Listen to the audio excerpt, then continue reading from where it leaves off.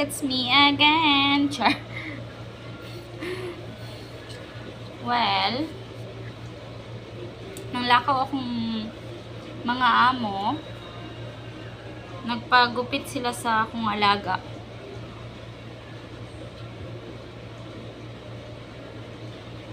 Makauli siguro sila mga around 12 AM.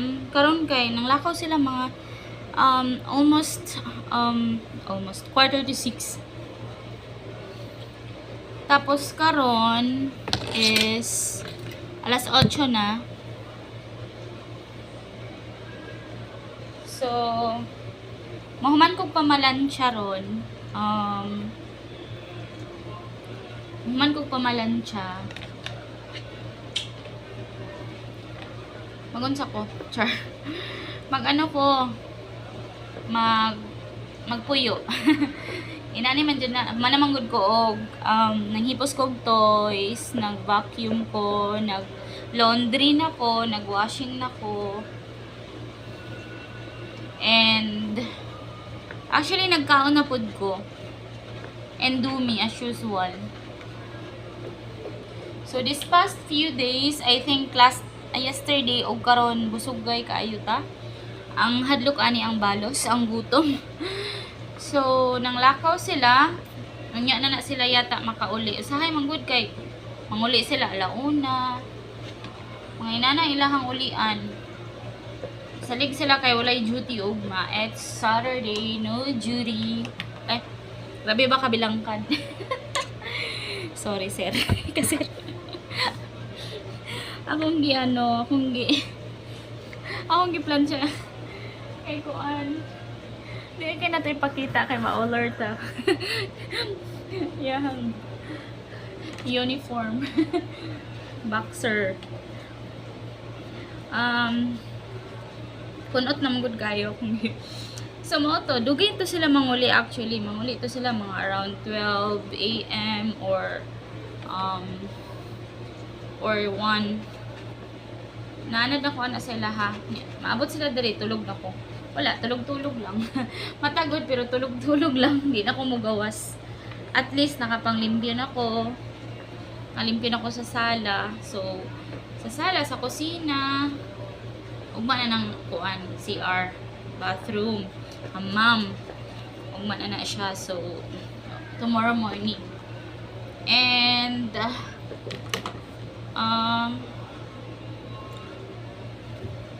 uling-uli nagid kay ko sa Pilipinas.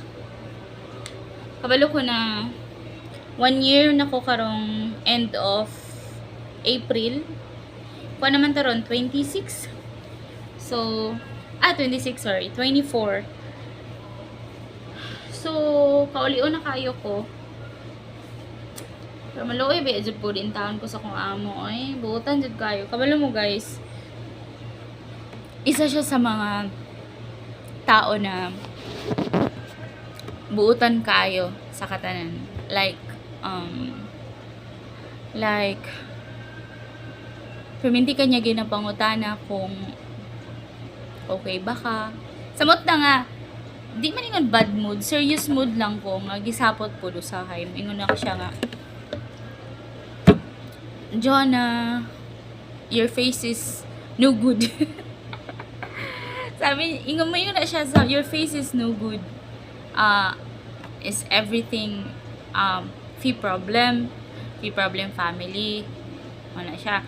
Okay husband, okay baby, okay mama, wala na siya.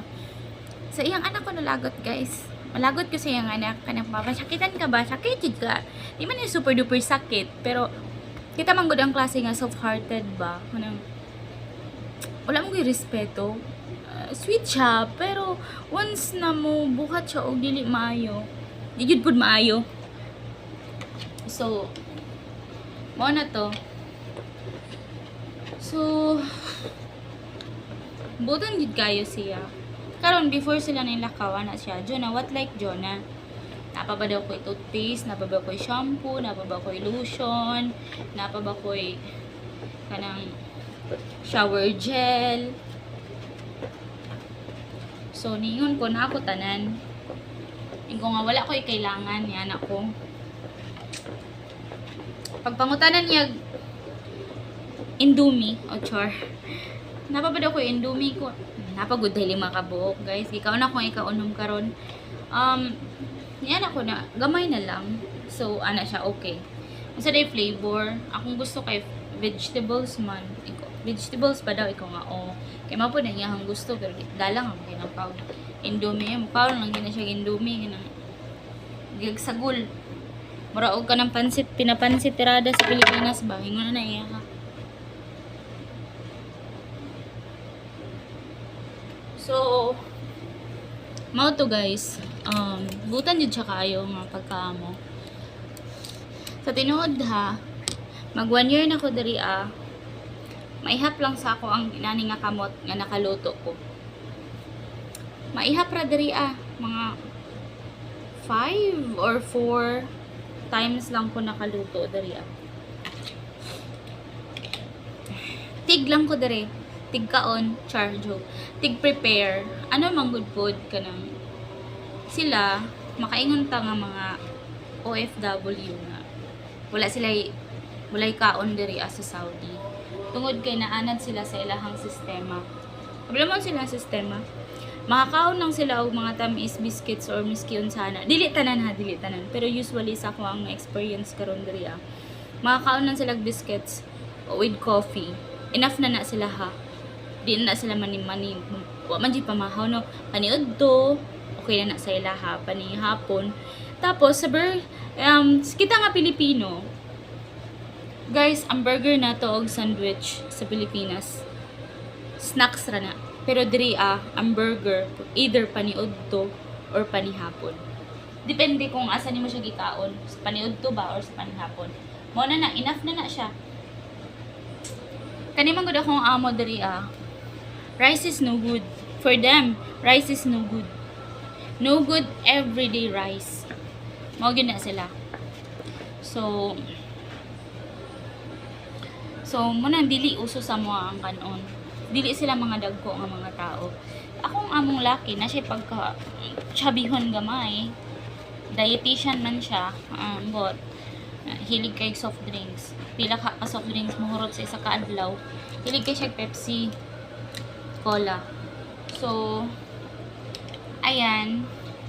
And then panagsara jud ko makaluto diri, mag-prepare lang ko sa mga ingredients tapos siya magluto. Tapos ako bata lang. Usa kay bantay bata, kasagaran bata gyud guys. Kabalo ba mo? Akong amo mo mag-duty siya 5:30, tulog pa ko ana. 5:30 or 6 magikan na siya kay sa eskwelahan teacher man.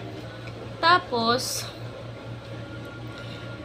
ang bata, ang akong amo nga lalaki, yan duty mga 8:30, mga ingon ana or 9, ingon ana. Ang bata ginabutang sa sala. Tapos akong bantayan. Bantayan ako, pero matulog siya, tulog gud siya. Ouch, mumata ko 7, so kailangan nakamap na ko, nakalimpyo na ko o kanang CR, nakapunas na ko or ligo ba ko. Tapos pag nabalhin na ang bata na ako, tapos matulog ko. Matulog ko balik. Mga 30 minutes siguro mumata ko. Humalon ako ang kusina. Panahuman ang trabaho ang kusina. Trabaho na ako ang kusina. Pagkatapos sa kusina, guys, human sa kusina, balik ko og tulog. Tama-tama na ako nga muli ang babae. Kaya muli ang amo na ako nga babae mga 11:30 or 12 PM.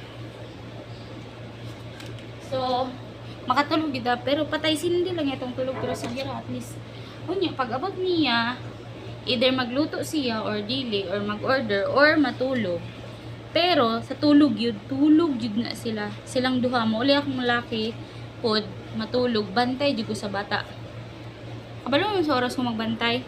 1:00 hangtod 4:00 or 3:00. 4:00 kasagaran.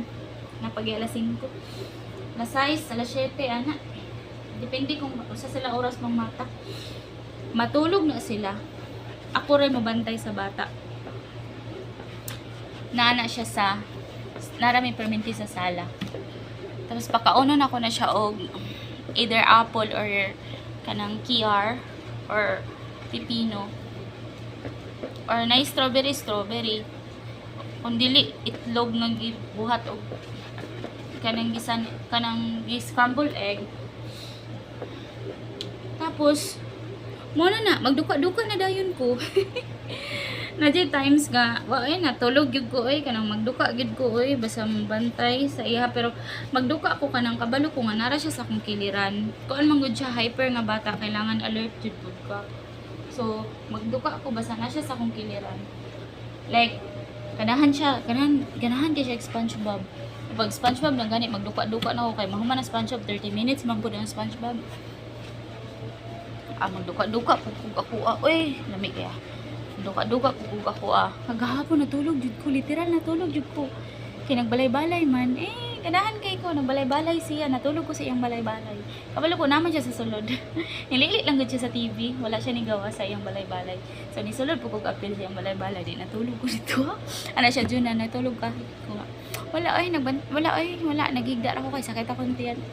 Actually sakit jud akong tiyan pero natulog gud ko. Muna akong trabaho jud kaayo magbantay lang sa iya. So mga ingon aron pag manglakaw sila ganahan kay ko kay dugay kay sila manguli. So maka-time pugos akong kaugalingon. Makaingon pugos akong kaugalingon nga.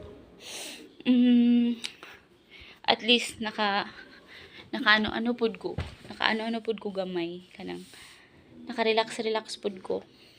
Dili lang gud magmahin akong babae nga mo. Basta malihok lang ka okay na sa iya ha. Manugo lang gid siya. Ang akong ganahan sa iya ha, pero usay mairit pud ko. No? Siya ang amo na knows everything. Like siya pud akong ganahan na siya makita dira di na kaniya suguon. Iyan yun ang buhaton pero maulo pud kano imong trabaho tapos iyan trabahoon. Mo na. So, akong routine inana nakoy muta kaulaw. Akong routine inana permanente akong routine. Basta na ay trabaho, pero kung walay trabaho, ganina kay sayo kay sila ng mata, alas 8. Manggani kay ni mata po alas 7, 7:30 ko ni mata. So, mao to. Kaya lang pag walay duty, kapoy lang jud pud kay mo matulog alas 12, magdepende sa bata. Kay pabuto ni ang bata kung kano sa matulog. Nga kapoy na kaayo. So mora to. So easy lang jud kay akong trabaho, dili gid siya ingon hassle, dili hago. Dili pud siya kay kadakuan nga balay, dili pa jud ko manglimpyo og kwarto nila. So ang kwarto lang akong limpyuhan ang sa bata ug ang ako So kadtora. So, sayang nga mobiya. Pero, try po taglaing lugar, no? Kay, bas hindi ay, nang, always man ta mag-pray nga okay atong mga amo. Kung asa ta dalon sa atong kapalaran, asa ta i-plaster sa Ginoo, ug asa ta dalon sa atong tiil, magpadayon ta. So, kadtora, bye!